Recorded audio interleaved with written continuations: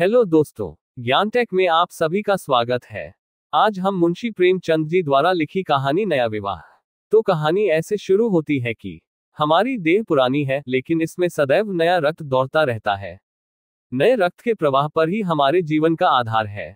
पृथ्वी की इस चिरंतन व्यवस्था में यह नयापन उसके एक एक अणु में, एक एक कण में तार में बसे हुए स्वरों की भांति गूंजता रहता है, और यह 100 साल की बुढ़िया आज भी नवेली दुल्हन बनी हुई है। जब से लाला डंगामल ने नया विवाह किया है, उनका यौवन नए सिरे से जाग उठा है। जब पहली स्त्री जीवित थी तब वे घर में बहुत कम रहते थे। प्रातः से 10-11 बजे तक तो पूजा पाठ ही करते रहते थे। फिर भोजन करके दुकान चले जाते। वहां से 1 बजे रात लौटते और थके मांदे सो जाते। यदि लीला कभी कहती जरा और सवेरे आ जाया करो, तो बिगड़ जाते और कहते तुम्हारे लिए क्या दुकान छोड़ दूं या रोजगार बंद कर दूं। ये वह जमाना नहीं है कि एक लोटा जल चढ़ाकर लक्ष्मी प्रसन्न कर ली जाए। आज उनकी चौखट पर माथा रगड़ना पड़ता है, तब भी उनका मुंह सीधा नहीं होता। लीला बेचारी चुप हो जाती। अभी 6 महीने की बात है। लीला को ज्वर चढ़ा हुआ था। लालाजी दुकान जाने लगे, तब उसने डरते डरते कहा था, देखो मेरा जी अच्छा नहीं है, जरा सवेरे आ जाना। डंगामल ने पगड़ी उतारकर खूंटी पर लटका दी और बोले, अगर मेरे बैठे रहने से तुम्हारा जी अच्छा हो जाए तो मैं दुकान न जाऊंगा। लीला हताश होकर बोली, मैं दुकान जाने को तो नहीं मना करती, केवल जरा सवेरे आने को कहती हूँ। तो क्या दुकान पर बैठा मौज किया करता हूँ। लीला इसका क्या जवाब देती। पति का ये स्नेहहीन व्यवहार उसके लिए कोई नई बात न थी। इधर कई साल से उसे इसका कठोर अनुभव हो रहा था कि उसकी इस घर में कद्र नहीं है। वह अक्सर इस समस्या पर विचार भी किया करती, पर वह अपना कोई अपराध न पाती। वह पति की सेवा अब पहले से कहीं ज्यादा करती, उनके कार्यभार को हल्का करने की बराबर चेष्टा करती रहती, बराबर प्रसन्नचित रहती, कभी उनकी इच्छा के विरुद्ध कोई काम नहीं करती। अगर उसकी जवानी ढल चुकी थी तो इसमें उसका क्या अपराध था। किसकी जवानी सदैव स्थिर रहती है। अगर अब उसका स्वास्थ्य उतना अच्छा न था तो इसमें उसका क्या दोष। उसे बेकसूर क्यों दंड दिया जाता है। उचित तो यह था कि 25 साल का साहचर्य अब एक गहरी मानसिक और आत्मिक अनुरूपता का रूप धारण कर लेता, जो दोष को भी गुण बना लेता है, जो पके फल की तरह ज्यादा रसीला, ज्यादा मीठा, ज्यादा सुंदर हो जाता है। लेकिन लालाजी का वणिक हृदय हर एक पदार्थ को वाणिज्य की तराजू से तौलता था। बूढ़ी गाय जब न दूध दे सकती है न बच्चे, तब उसके लिए गौशाला ही सबसे अच्छी जगह है। उनके विचार में लीला के लिए इतना ही काफी था कि घर की मालकिन बनी रहे, आराम से खाए और पड़ी रहे। उसे अख्तियार है चाहे जितने जेवर बनवाए, चाहे जितना स्नान व पूजा करे, केवल उनसे दूर रहे। मानव प्रकृति की जटिलता का एक रहस्य ये था कि डंगामल जिस आनंद से लीला को वंचित रखना चाहते थे, जिसकी उसके लिए कोई जरूरत ही न समझते थे, खुद उसी के लिए सदैव प्रयत्न करते रहते थे। लीला 40 वर्ष की होकर बूढ़ी समझ ली गई थी, किंतु वे 43 के होकर अभी जवान ही थे, जवानी के उन्माद और उल्लास से भरे हुए।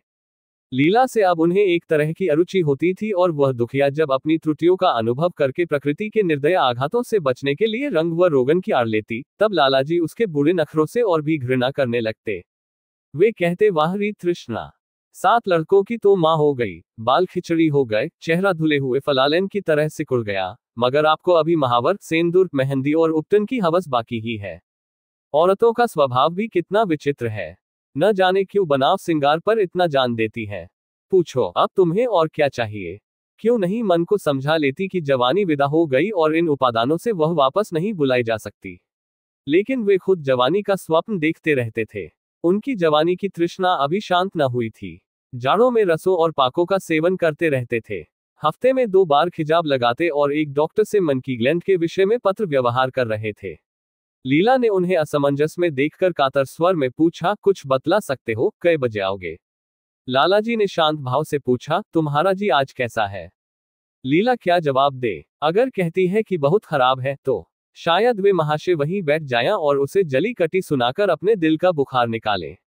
अगर कहती है कि अच्छी हूं तो शायद निश्चिंत होकर 2 बजे तक कहीं खबर ले। इस दुविधा में डरते डरते बोली, अब तक तो हल्की थी, लेकिन अब कुछ भारी हो रही है। तुम जाओ, दुकान पर लोग तुम्हारी राह देखते होंगे। हाँ, ईश्वर के लिए 1-2 न बजा देना। लड़के सो जाते हैं, मुझे जरा भी अच्छा नहीं लगता, जी घबराता है। सेठ जी ने अपने स्वर में स्नेह की चाशनी देकर कहा, 12 बजे तक आ जरूर जाऊंगा। लीला का मुख धूमिल हो गया। उसने कहा, 10 बजे तक नहीं आ सकते। 11:30 से पहले किसी तरह नहीं। नहीं, 10:30। अच्छा, 11 बजे। लाला वादा करके चले गए, लेकिन 10 बजे रात को एक मित्र ने मुजरा सुनने के लिए बुला भेजा। इस निमंत्रण को कैसे इनकार कर देते। जब एक आदमी आपको खातिर से बुलाता है तब ये कहाँ की भलमन साहत है कि आप उसका निमंत्रण अस्वीकार कर दें। लालाजी मुजरा सुनने चले गए, 2 बजे लौटे। चुपके से आकर नौकर को जगाया और अपने कमरे में आकर लेट रहे। लीला उनकी राह देखती, प्रतिक्षण विकल वेदना का अनुभव करती हुई न जाने कब सो गई थी। अंत को इस बीमारी ने अभागिनी लीला की जान ही लेकर छोड़ा। लालाजी को उसके मरने का बड़ा दुख हुआ। मित्रों ने संवेदना के तार भेजे। एक दैनिक पत्र ने शोक प्रकट करते हुए लीला के मानसिक और धार्मिक सद्गुणों को खूब बढ़ाकर वर्णन किया। लालाजी ने इन सभी मित्रों को हार्दिक धन्यवाद दिया और लीला के नाम से बालिका विद्यालय में 5 वजीफे प्रदान किए तथा मृतक भोज तो जितने समारोह से किया गया, वह नगर के इतिहास में बहुत दिनों तक याद रहेगा। लेकिन 1 महीना भी न गुजरने पाया था कि लालाजी के मित्रों ने चारा डालना शुरू कर दिया और उसका यह असर हुआ कि 6 महीने की विधुरता के तप के बाद उन्होंने दूसरा विवाह कर लिया। आखिर बेचारे क्या करते। जीवन में एक सहचरी की आवश्यकता तो थी ही और इस उम्र में तो एक तरह से वह अनिवार्य हो गई थी। जब से नई पत्नी आई, लालाजी के जीवन में आश्चर्यजनक परिवर्तन हो गया। दुकान से अब उतना प्रेम नहीं था। लगातार हफ्तों न जाने में भी उनके काबार में कोई हर्ज नहीं होता था। जीवन के उपभोग की जो शक्ति दिन दिन क्षीण होती जाती थी, अब वह छींटे पाकर सजीव हो गई थी। सूखा पेड़ हरा हो गया था, उसमें नई नई कोपलें फूटने लगी थी। मोटर नई आ गई थी, कमरे नए फर्नीचर से सजा दिए गए थे, नौकरों की भी संख्या बढ़ गई थी, रेडियो आ पहुंचा था और प्रतिदिन नए नए उपहार आते रहते थे। लालाजी की बूढ़ी जवानी जवानों की जवानी से भी प्रखर हो गई थी, उसी तरह जैसे बिजली का प्रकाश चंद्रमा के प्रकाश से ज्यादा स्वच्छ और मनोरंजक होता है। लालाजी को उनके मित्र इस रूपांतर पर बधाइयां देते, जब वे गर्व के साथ कहते, भाई हम तो हमेशा जवान रहे और हमेशा जवान रहेंगे। बुढ़ापा यहाँ आए तो उसके मुंह में कालिख लगाकर गधों पर उल्टा सवार करा के शहर से निकाल दें। जवानी और बुढ़ापे को न जाने क्यों लोग अवस्था से संबद्ध कर देते हैं। जवानी का उम्र से उतना ही संबंध है जितना धर्म का आचार से, रुपये का ईमानदारी से, रूप का श्रृंगार से। आजकल के जवानों को आप जवान कहते हैं, उनकी 1000 जवानियों को अपने 1 घंटे से भी न बदलूंगा। मालूम होता है उनकी जिंदगी में कोई उत्साह ही नहीं, कोई शौक नहीं। जीवन क्या है, गले में पड़ा हुआ एक ढोल है। यही शब्द घटा बढ़ाकर वे आशा के हृदय पटल पर अंकित करते रहे थे। उससे बराबर सिनेमा, थिएटर और दरिया की सैर के लिए आग्रह करते रहते। लेकिन आशा को न जाने क्यों इन बातों में जरा भी रुचि न थी। वह जाती तो थी, मगर बहुत टाल टूट करने के बाद। एक दिन लालाजी ने आकर कहा, चलो आज बजरे पर दरिया की सैर करें। वर्षा के दिन थे, दरिया चढ़ा हुआ था, मेघमालाएं अंतर्राष्ट्रीय सेनाओं की भांति रंग बिरंगी वर्दियां पहने आकाश में कवायद कर रही थी। सड़क पर लोग मलार और बारहमासा गाते चलते थे। बागों में झूले पड़ गए थे। आशा ने बेदिली से कहा, मेरा जी तो नहीं चाहता। लालाजी ने मृदु प्रेरणा के साथ कहा, तुम्हारा मन कैसा है जो आमोद प्रमोद की ओर आकर्षित नहीं होता। चलो जरा दरिया की सैर देखो। सच कहता हूँ, बजरे पर बड़ी बहार रहेगी। आप जाया, मुझे और कई काम करने हैं। काम करने को आदमी है। तुम क्यों काम करोगी? महाराज अच्छे सालन नहीं पकाता। आप खाने बैठेगे तो यूं ही उठ जाएंगे। आशा अपने अवकाश का बड़ा भाग लालाजी के लिए तरह तरह का भोजन पकाने में ही लगाती थी। उसने किसी से सुन रखा था कि एक विशेष अवस्था के बाद पुरुष के जीवन का सबसे बड़ा सुख रसना का स्वाद ही रह जाता है। लालाजी की आत्मा खिल उठी। उन्होंने सोचा कि आशा को उनसे कितना प्रेम है कि वह दरिया की सैर को उनकी सेवा के लिए छोड़ रही है। एक लीला थी कि मान न मान चलने को तैयार रहती थी। पीछा छुड़ाना पड़ता था, ख्वामख्वाह सिर पर सवार हो जाती थी और सारा मजा किरकिरा कर देती थी। स्नेह भरे उलाहने से बोले, तुम्हारा मन भी विचित्र है। अगर एक दिन सालन फीका ही रहा, ऐसा क्या तूफान आ जाएगा? तुम तो मुझे बिल्कुल निकम्मा बनाए देती हो। अगर तुम न चलोगी तो मैं भी न जाऊंगा। आशा ने जैसे गले से फंदा छुड़ाते हुए कहा, आप भी तो मुझे इधर उधर घुमा घुमाकर मेरा मिजाज बिगाड़ देते हैं। यह आदत पड़ जाएगी तो घर का धंधा कौन करेगा? मुझे घर के धंधों की रत्ती भर भी परवाह नहीं, बाल की नोक बराबर भी नहीं। मैं चाहता हूं कि तुम्हारा मिजाज बिगड़े और तुम गृहस्थी की चक्की से दूर रहो और तुम मुझे बार बार आप क्यों कहती हो? मैं चाहता हूं तुम मुझे तुम कहो, तू कहो, गालियां दो, धौल जमाओ। तुम तो मुझे आप कह के जैसे देवता के सिंहासन पर बैठा देती हो। मैं अपने घर में देवता नहीं, चंचल बालक बनना चाहता हूँ। आशा ने मुस्कुराने की चेष्टा करके कहा, भला मैं आपको तुम कहूंगी। तुम बराबर वाले को कहा जाता है कि बड़ों को। मुनीम ने 1 लाख के घाटे की खबर सुनाई होती तो भी शायद लालाजी को इतना दुख न होता जितना आशा के इन कठोर शब्दों से हुआ।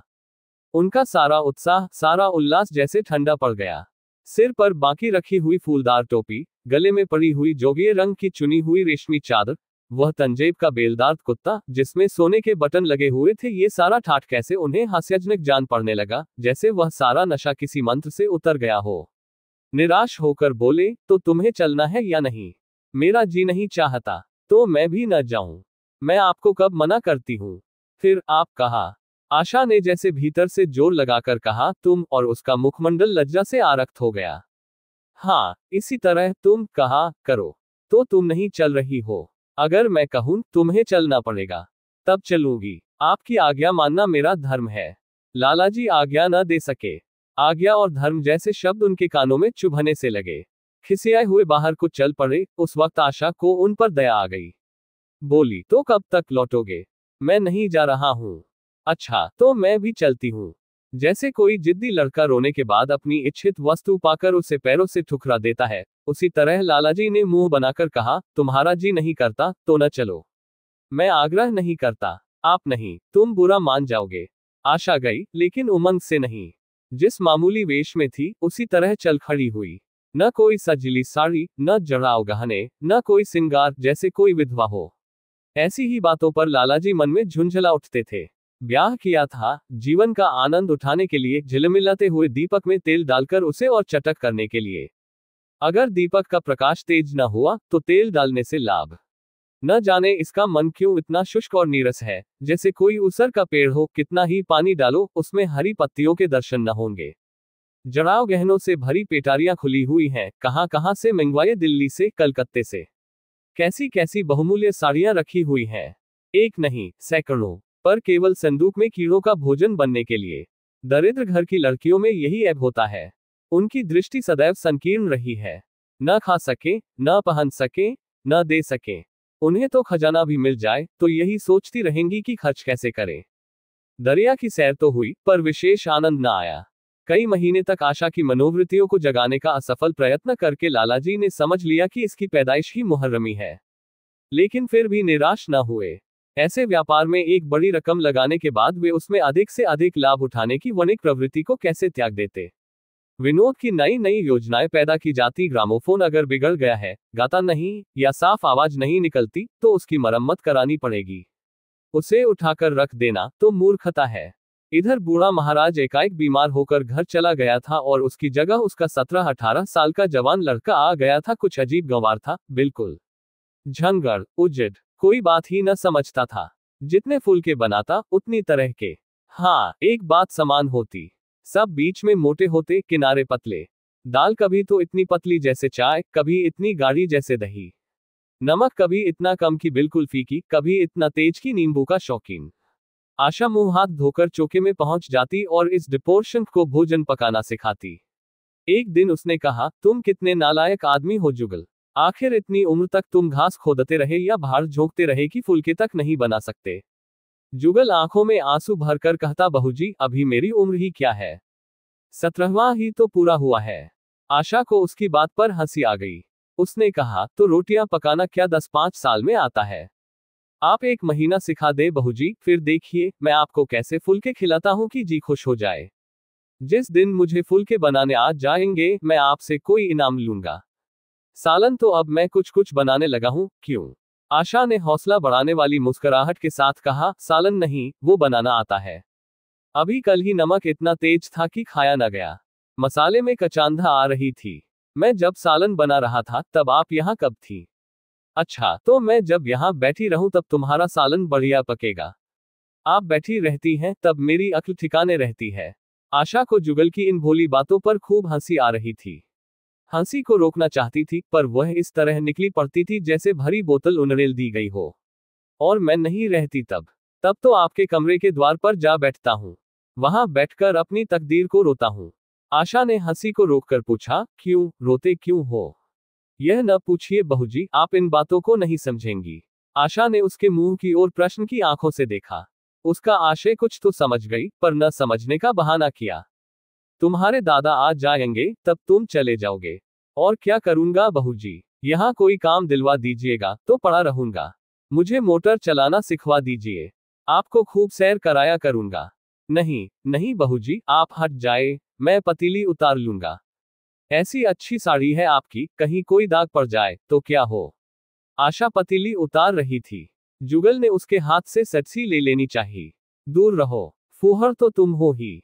कहीं पतीली पांव पर गिरा ली तो महीनों झींकोगे। जुगल के मुख पर उदासी छा गई।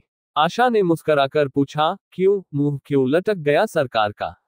जुगल रुआसा होकर बोला, आप मुझे डांट देती हैं बहू जी, तब मेरा दिल टूट जाता है। सरकार कितना ही घुड़के, मुझे बिल्कुल ही दुख नहीं होता। आपकी नजर कड़ी देखकर मेरा खून सर्द हो जाता है। आशा ने दिलासा दिया, मैंने तुम्हें डांटा तो नहीं, केवल यही तो कहा कि कहीं पतीली तुम्हारे पांव पर गिर पड़े तो क्या हो। हाथ ही तो आपका भी है, कहीं आपके ही हाथ से छूट पड़े तो। लाला डंगामल ने रसोई घर के द्वार पर आकर कहा, आशा जरा यहाँ आना। देखो तुम्हारे लिए कितने सुंदर गमले लाया हूँ, तुम्हारे कमरे के सामने रखे जाएंगे। तुम यहाँ धुएं धाकड़ में क्यों हलाकान होती हो? इस लड़के से कह दो कि जल्दी महाराज को बुलाए, नहीं तो मैं कोई दूसरा आदमी रख लूंगा। महाराजों की कमी नहीं है, आखिर कब तक कोई रियायत करे, गधों को जरा भी तमीज नहीं आई। सुनता है जुगल, लिख दे आज अपने बाप को। चूल्हे पर तवा रखा हुआ था। आशा रोटियां बेलने में लगी थी।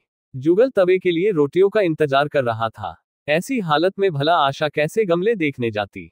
उसने कहा, जुगल रोटियां टेढ़ी मेढ़ी बेल डालेगा। लालाजी ने कुछ चिढ़कर कहा, अगर रोटियां टेढ़ी मेढ़ी बेलेगा तो निकाल दिया जाएगा। आशा अनसुनी करके बोली, 10-5 दिन में सीख जाएगा, निकालने की क्या जरूरत है। तुम आकर बतला दो गमले कहाँ रखे जाएं। कहती तो हूँ रोटियां बेल कर आई जाती हूँ। नहीं, मैं कहता हूँ तुम रोटियां मत बेलो, आप तो ख्वामख्वाह जिद करते हैं। लालाजी सन्नाटे में आ गए। आशा ने कभी इतनी रुखाई से उन्हें जवाब न दिया था, और यह केवल रुखाई न थी, इसमें कटुता भी थी। लज्जित होकर चले गए। उन्हें ऐसा क्रोध आ रहा था कि इन गमलों को तोड़कर फेंक दें और सारे पौधों को चूल्हे में डाल दें। जुगल ने सहमे हुए स्वर में कहा, आप चली जाया बहू जी, सरकार बिगड़ जाएंगे। बको मत, जल्दी जल्दी फुलके सेन को, नहीं तो निकाल दिए जाओगे। और आज मुझसे रुपये लेकर अपने लिए कपड़े बनवा लो। भिखमंगों की सी सूरत बनाए घूमते हो, और बाल क्यों इतने बड़ा रखे हैं? तुम्हें नाई भी नहीं जुड़ता। जुगल ने दूर की बात सोची। बोला, कपड़े बनवा लूं तो दादा को हिसाब क्या दूंगा? अरे पागल, मैं हिसाब में नहीं देने कहती, मुझसे ले जाना। जुगल का हिलपन की हंसी हंसा। आप बनवाएंगी तो अच्छे कपड़े लूंगा। खद्दर के मलमल का कुर्ता, खद्दर की धोती, रेशमी चादर, अच्छा सा चप्पल। आशा ने मीठी मुस्कान से कहा, और अगर अपने दाम से बनवाने पड़े, उद्धरण, तब कपड़े ही क्यों बनवाऊंगा। बड़े चालाक हो तुम। जुगल ने अपनी बुद्धिमत्ता का प्रदर्शन किया। आदमी अपने घर में सूखी रोटियां खाकर सो रहता है, लेकिन दावत में तो अच्छे अच्छे पकवान ही खाता है। वहां भी यदि रूखी रोटियां मिले तो वह दावत में जाए ही नहीं। ये सब मैं नहीं जानती।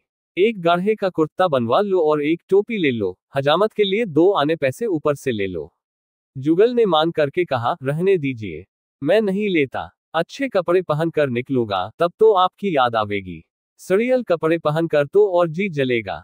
तुम स्वार्थी हो, मुफ्त के कपड़े लोगे और साथ ही बढ़िया भी। जब यहां से जाने लगूं तब आप मुझे अपना एक चित्र दीजिएगा। मेरा चित्र लेकर क्या करोगे?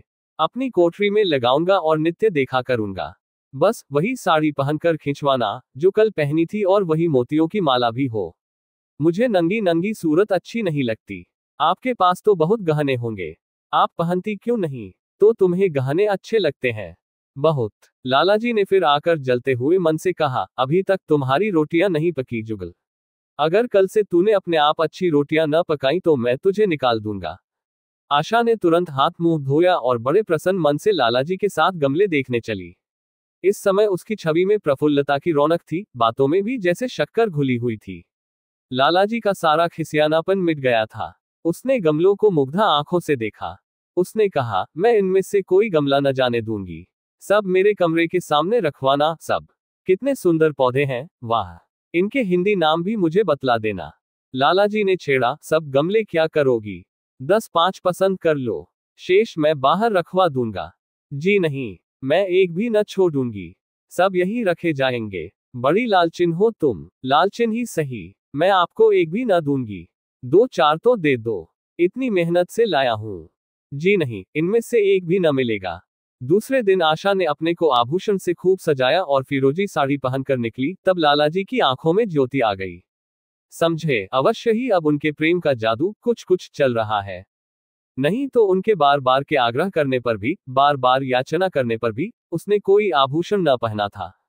कभी कभी मोतियों का हार गले में डाल लेती थी, वह भी ऊपरी मन से।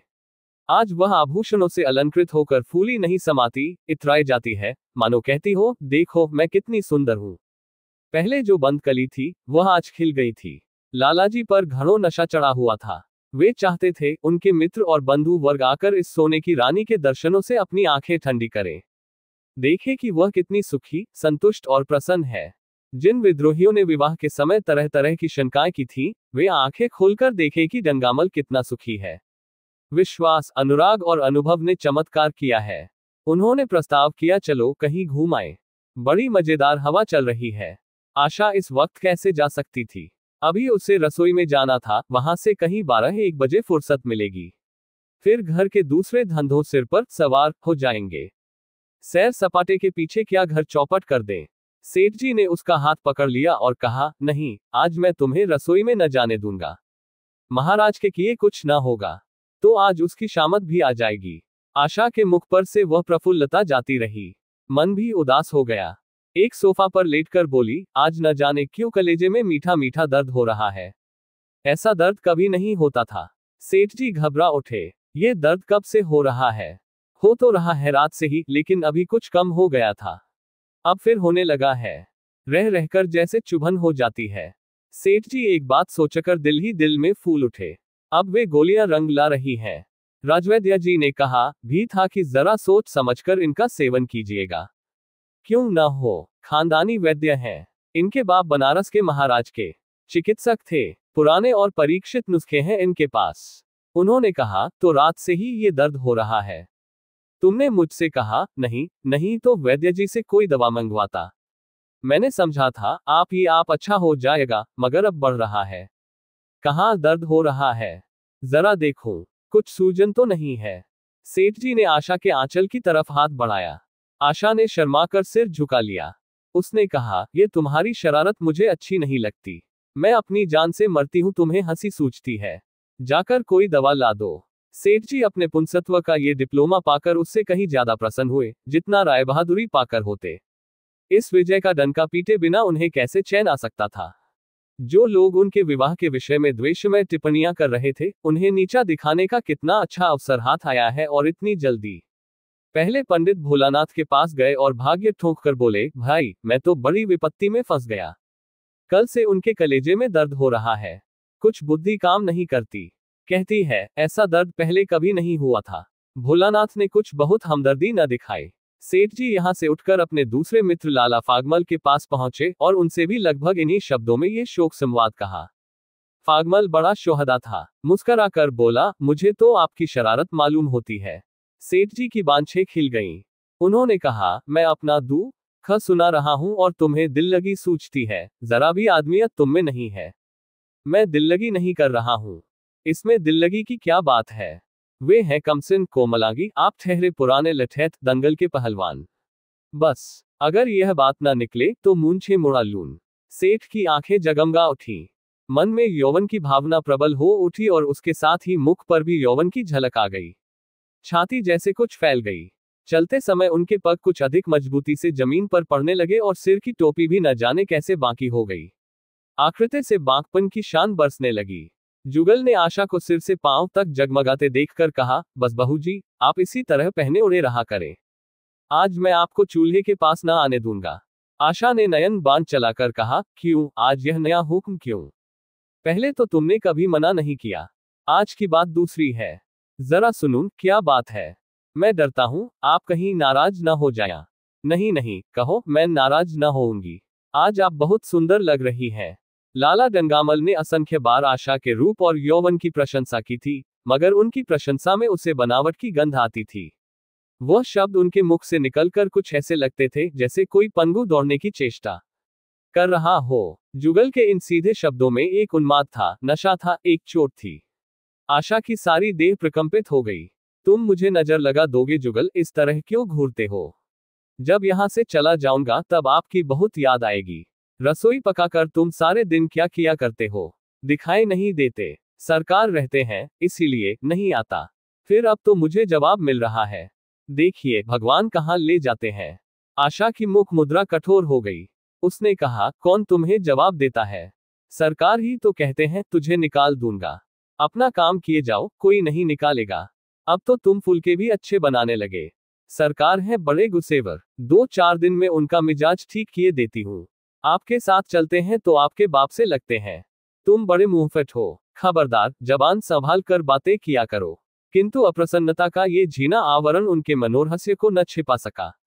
वह प्रकाश की भांति उसके अंदर से निकला पड़ता था। जुगल ने फिर उसी निर्भीकता से कहा, मेरा मुंह कोई बंद कर ले, यहाँ यो सभी यही कहते हैं। मेरा ब्याह कोई 50 साल की बुढ़िया से कर दे तो मैं घर छोड़कर भाग जाऊं, या तो खुद जहर खा लूं या उसे जहर देकर मार डालूं। फांसी ही तो होगी। आशा उस कृत्रिम क्रोध को कायम न रख सकी। जुगल ने उसकी हृदयवीणा के तारों पर मिज़राब की ऐसी चोट मारी थी कि उसके बहुत जब्त करने पर भी मन की व्यथा बाहर निकल आई। उसने कहा, भाग्य भी तो कोई वस्तु है। ऐसा भाग्य जाए भाड़ में। तुम्हारा ब्याह किसी बुढ़िया से ही करूंगी, देख लेना।